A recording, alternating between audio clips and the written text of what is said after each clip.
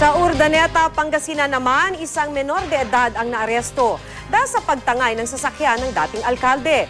Lumabas sa investigasyon na hindi ito ang unang pagkakataong nasangkot ang naturang menor de edad sa carnapping. Makibalita tayo kay Joan Ponsoy ng GMA Dagupan. Napasakamay ng mga pulis ang menor de edad na si Roger, hindi tunay na pangalan. Nitong Sabado, tinangay raw niya ang sasakyan ng dating alkalde ng Urdaneta City, Pangasinan.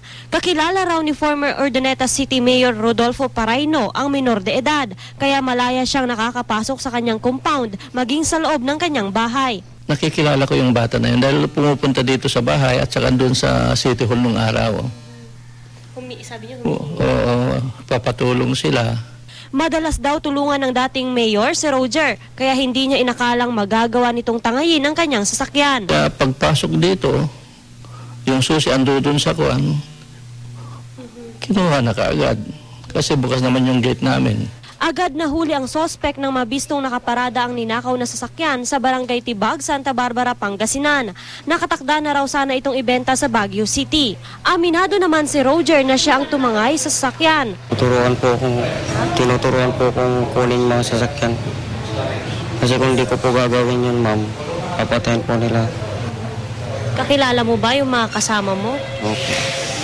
Si Ronald Season po, tapos si Arnold Season. Inaalam pa ng mga pulis kung sino sina Ronald at Arnold Season. Hindi ito ang unang pagkakataong nasangkot si Roger sa carnapping. Noong nakarang taon, siya rin ang itinurong tumangay sa bus na pagmamay-ari naman ni Mayor Carlito Zaplan ng Santa Barbara. Ang mga minor de edad po ay hindi po pwedeng akasuhan na, lalo na po kung 14 years old po pababa ang mga minor de edad at hindi po pwedeng ikulong po yun. Ito-turn over po natin yan sa DSWD po. Wala pang pahayag ang mga magulang ni Roger kaugnay sa kinasasangkutan ng anak. Joan Punsoy, Nagbabalita, Pilipinas.